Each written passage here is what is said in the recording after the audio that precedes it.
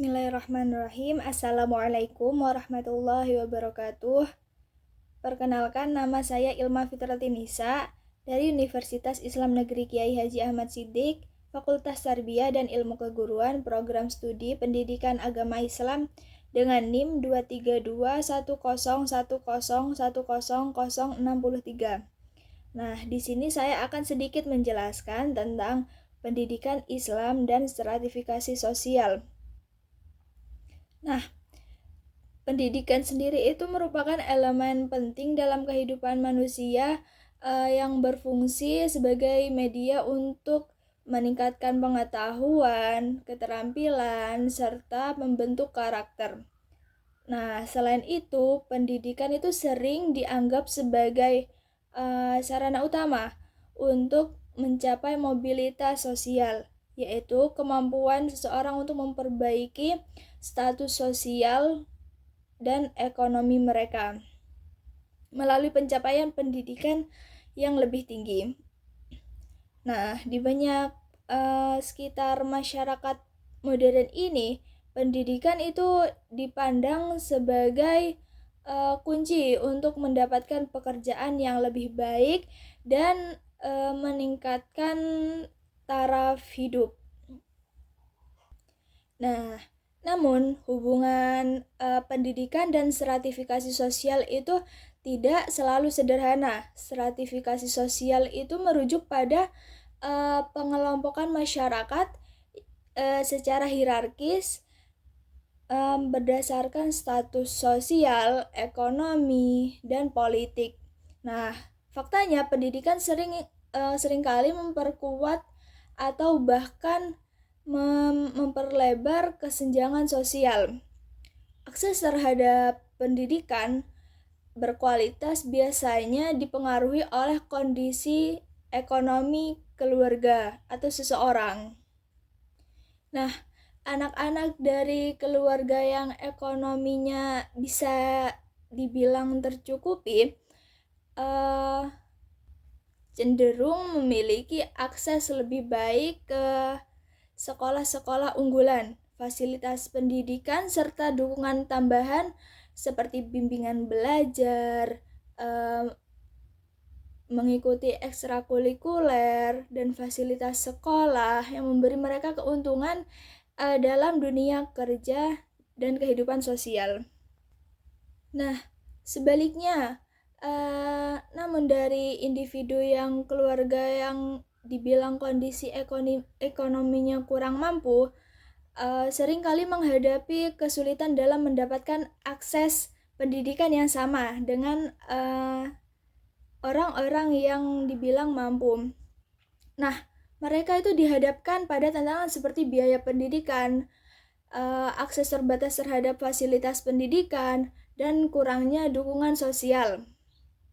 Nah, akibatnya itu, kesempatan mereka untuk memperbaiki status sosial menjadi lebih sulit, yang kemudian memperkuat siklus ketidaksetaraan sosial. Nah, dengan demikian, pendidikan yang seharusnya menjadi alat untuk meningkatkan mobilitas sosial seringkali justru memperkuat stratifikasi sosial yang sudah ada. Nah, fenomena ini seringkali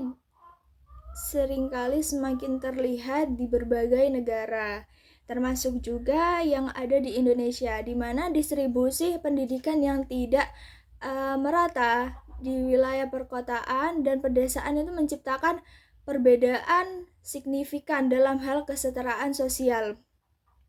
Keluarga yang tinggi itu di daerah keluarga yang tinggal di daerah terpencil seringkali mengalami keterbatasan akses terhadap pendidikan yang berkualitas, sehingga peluang mereka untuk keluar dari kemiskinan menjadi sangat-sangat terbatas. Nah, untuk mengatasi kesenjangan ini, pendidikan di berbagai wilayah itu telah mencoba menerapkan berbagai kebijakan seperti program beasiswa bagi siswa dari keluarga kurang mampu, pembangunan sekolah di daerah terpencil, serta peningkatan kualitas pendidikan di wilayah terpencil.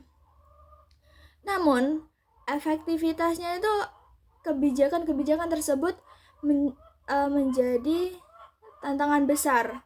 Banyak kebijakan yang belum berhasil mengatasi masalah mendasar dari ketidakadilan pendidikan, yaitu ketimpangan akses yang terjadi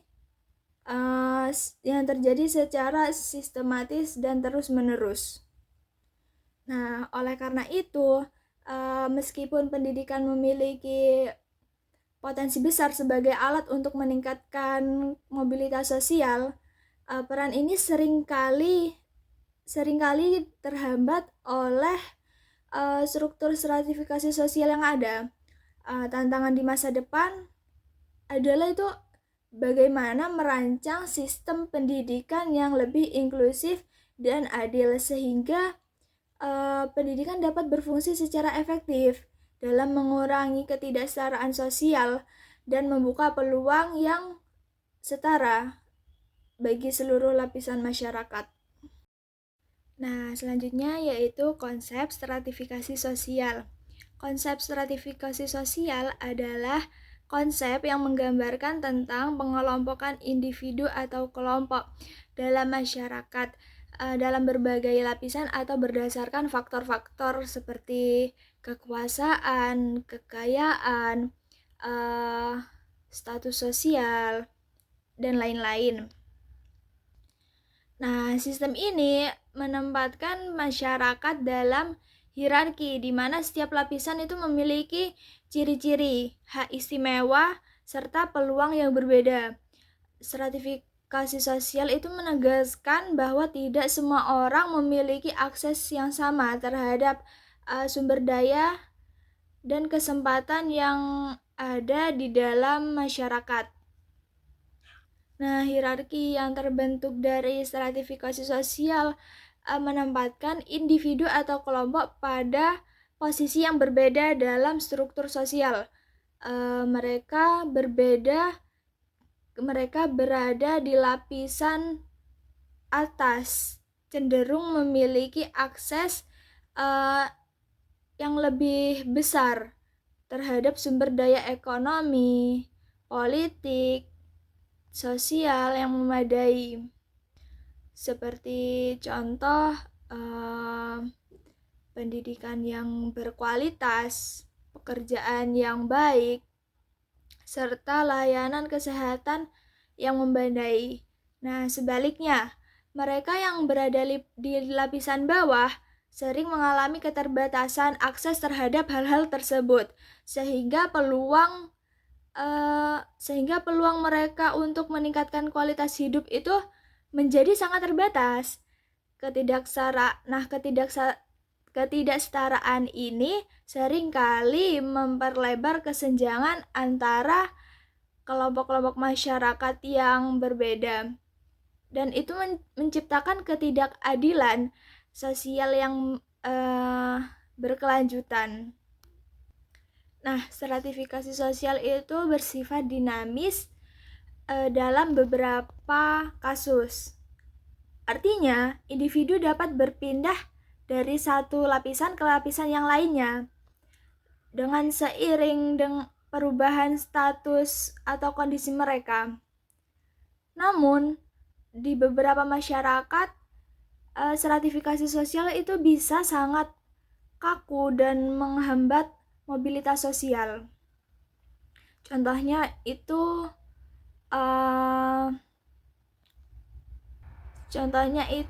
sistem kasta di India. Nah, di mana mobilitas sosial itu hampir tidak mungkin terjadi. Nah, sebaliknya di masyarakat modern yang lebih terbuka seperti negara-negara industri, mobilitas sosial itu lebih mungkin terjadi. Selanjutnya yaitu penyebab stratifikasi sosial dalam lembaga pendidikan. Stratifikasi sosial dalam lembaga pendidikan ini mengacu pada perbedaan akses dan peluang dalam memperoleh pendidikan yang dialami oleh individu atau kelompok-kelompok berdasarkan status sosial, ekonomi, atau faktor-faktor lainnya. Nah, meskipun pendidikan ini menekankan pada prinsip kesetaraan dalam tuntutan ilmu, dalam praktiknya terdapat berbagai faktor-faktor yang menyebabkan stratifikasi sosial dalam lembaga pendidikan. Nah, yang pertama itu contohnya faktor ekonomi. Faktor ekonomi itu penyebab utama stratifikasi sosial dalam lembaga pendidikan. Nah, lembaga pendidikan yang berkualitas itu terutama yang terletak di daerah perkotaan itu sering kali memerlukan biaya pendidikan yang lebih tinggi. Nah, keluarga dari kelas sosial atas itu memiliki kemampuan untuk membayar biaya sekolah, seperti contoh itu memberi fasilitas seperti buku, seragam, dan biaya untuk bimbingan belajar yang lainnya yang mendukung proses belajarnya. Sehingga mereka yang sulit mengakses pendidikan yang setara memiliki keterbatasan, tidak hanya mempengaruhi biaya pendidikan, tetapi juga akses terhadap sumber daya pendidikan lainnya, seperti tambahan atau bimbingan belajar. Nah, akibatnya itu siswa dari keluarga yang kurang mampu seringkali terpaksa memilih lembaga pendidikan yang lebih murah, yang mungkin menawarkan yang mungkin menawarkan harga yang lebih rendah dan agar supaya mereka bisa tetap sekolah seperti itu. Nah, dengan demikian faktor ekonomi itu memberikan kontribusi yang signifikan terhadap stratifikasi sosial dalam lembaga pendidikan, sehingga mengakibatkan perbedaan peluang belajar dan hasil pendidikan di antara siswa. Contoh yang selanjutnya yaitu ada kualitas dan fasilitas. Perbedaan kualitas dan fasilitas yang dimiliki oleh lembaga pendidikan itu memerankan peran penting dalam stratifikasi sosial. Nah, lembaga pendidikan yang dikelola oleh organisasi atau yayasan besar itu biasanya memiliki akses yang lebih baik terhadap sumber daya, termasuk pengajar yang berkualitas, kurikulum modern, fasilitas belajar yang memadai, serta teknologi pendidikan yang canggih. Misalnya di sekolah-sekolah yang besar itu biasanya kan bisa menyediakan laboratorium, perpustakaan yang lengkap. Jadi kan lebih memadai dalam melakukan pendidikan. Nah, sebaliknya dalam lembaga pendidikan yang mengalami keterbatasan, terutama yang berada di daerah-daerah terpencil, seringkali mengalami keterbatasan fasilitas dan kualitas. Sekolah-sekolah di wilayah ini mungkin tidak memiliki akses yang memadai terhadap sumber daya pendidikan, seperti buku teks, alat peraga, dan dan pelatihan untuk guru. Nah, akibatnya siswa yang belajar di lembaga pendidikan itu seringkali tidak mendapatkan pendidikan yang sebanding dengan rekan-rekan mereka yang sekolah di lembaga pendidikan yang berkualitas. Nah, kesenjangan dalam kualitas pendidikan ini menciptakan perbedaan yang signifikan dalam peluang belajar. Nah, siswa dari lembaga pendidikan yang tinggi itu cenderung mendapatkan pendidikan yang lebih baik, memperluas wawasan dan keterampilan mereka. Sementara itu, siswa yang sekolah di lembaga pendidikan yang bisa dibilang rendah mungkin tidak hanya mengalami keterbatasan dalam hal pengetahuan, tetapi juga kehilangan kesempatan untuk mengembangkan potensi mereka. Seperti itu. Faktor selanjutnya yaitu sistem penerimaan dan seleksi. Nah, ada kan ya beberapa lembaga pendidikan yang elit itu menerima siswa barunya melalui seleksi yang mungkin dibilang cukup ketat. Mereka menyiapkan tes itu dari berdasarkan prestasi akademik maupun kemampuan finansial siswa. Nah, contohnya yaitu sekolah-sekolah elit itu seringkali menetapkan persyaratan yang tinggi untuk agar siswa itu bisa masuk ke sekolah tersebut. Nah, mereka mungkin mengharuskan calon siswa itu untuk mengikuti tes yang sulit yang dirancang untuk menilai kemampuan akademik calon siswa tersebut. Selain itu, biaya pendidikan yang tinggi menjadi salah satu hambatan yang signifikan bagi calon siswa tersebut. Terutama mereka yang berasal dari keluarga dengan kondisi ekonomi yang kurang mampu. Nah, misalnya sekolah-sekolah yang memiliki reputasi tinggi itu biasanya membebankan calon siswa itu dengan biaya pendidikan yang cukup mahal. Siswa yang tidak mampu memenuhi syarat tersebut seringkali terpaksa melewatkan kesempatan untuk belajar di lembaga tersebut.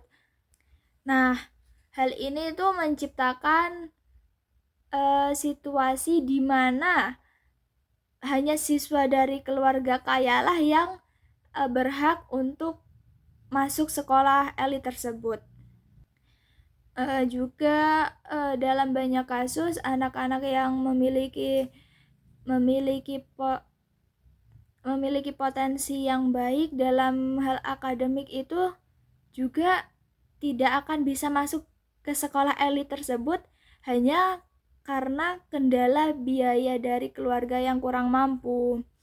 Jadi mereka itu tidak bisa masuk hanya karena mereka tidak bisa membayar biaya yang cukup mahal dari sekolah elit tersebut. Seperti itu. Nah, selanjutnya yaitu unsur-unsur stratifikasi sosial.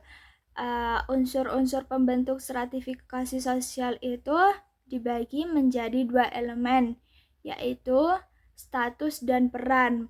Status ini mengacu pada tempat atau kedudukan individu dalam tatanan sosial, sedangkan peran itu menggambarkan tindakan atau perilaku yang diharapkan dari seseorang sesuai dengan posisinya dalam struktur sosial tersebut. Nah, status dan peran selain berfungsi sebagai komponen dalam stratifikasi sosial juga memiliki arti penting dalam tatanan sosial masyarakat.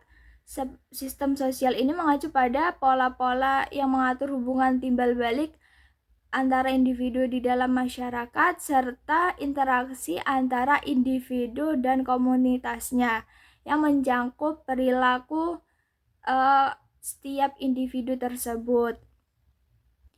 Nah, status dalam masyarakat itu sering dibedakan menjadi 2 konsep, yaitu status dan status sosial. Status merujuk pada posisi atau tempat individu dalam suatu kelompok sosial yang dikaitkan dengan hubungan antara anggota kelompok tersebut atau posisi suatu kelompok dalam konteks hubungan dengan kelompok lainnya yang ada di dalam lingkungan lebih luas. Nah, sebaliknya, status sosial itu mengacu pada kedudukan keseluruhan individu dalam masyarakat secara umum, berkaitan dengan orang lain dalam hal lingkungan sosial mereka. Status sosial mencakup aspek praktis hak-hak sosial serta kewajiban yang melekat pada seseorang berdasarkan posisinya dalam hierarki sosial. Dalam masyarakat, terdapat 3 jenis kedudukan yang berkembang, yang mencerminkan bagaimana seseorang itu memperoleh status sosialnya.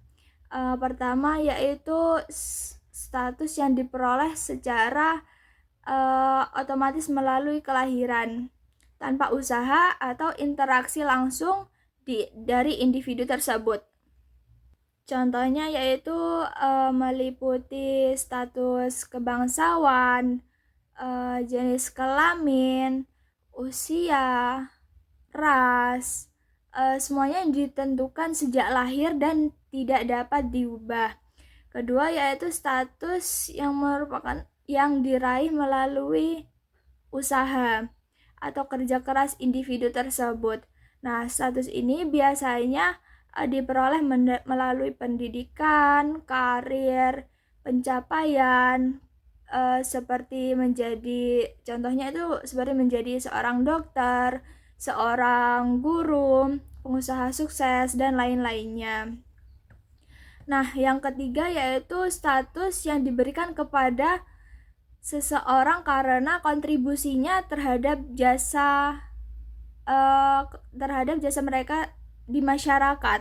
Misalnya, gelar pahlawan yang diberikan kepada individu yang berjasa dalam memperjuangkan kemerdekaan. Seperti itu contohnya, salah satu contohnya. Yang kedua yaitu peran. Peran itu merupakan bagian dinamis dari kedudukan atau status. Nah, ketika seseorang melaksanakan hak dan kewajibannya sesuai dengan statusnya, ia sedang menjalankan perannya. Setiap individu memiliki berbagai peran yang diperoleh melalui pola interaksi sosial dalam kehidupannya. Nah, peran ini menggambarkan kontribusi individu kepada masyarakat serta peluang yang diberikan masyarakat kepadanya. Mungkin cukup sekian yang dapat saya sampaikan, kurang lebihnya mohon maaf. Saya akhiri dengan ucapan wallahul muwaffiq ila aqwamit thoriq. Wassalamualaikum warahmatullahi wabarakatuh.